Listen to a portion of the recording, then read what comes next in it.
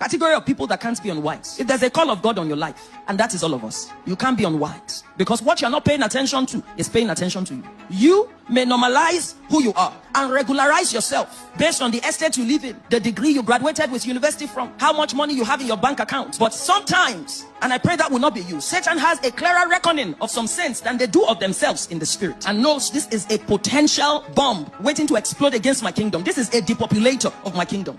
If this one can just have their knees in prayer, things will happen in this region. So what you may not be paying attention to is paying attention to you. If there's a call on your life, you can't afford to be foolish. If you are married, you can't afford to be foolish. Any two submitted to God will create exponential impact and significant collateral damage to the kingdom of hell than anyone. So marriage is a multiplier. Even if your marriage is currently challenged, it has potential to create collateral damage to the kingdom of hell.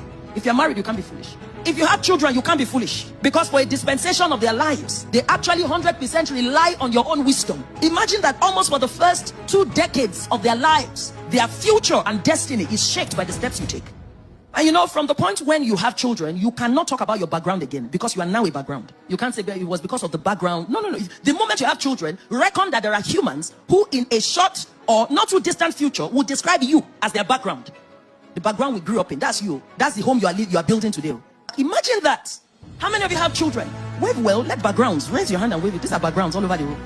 You cannot continue to make an excuse out of where you are coming from, because you are now where someone has come from. So if you have a calling, you can't be foolish. If you are married, you can't be foolish.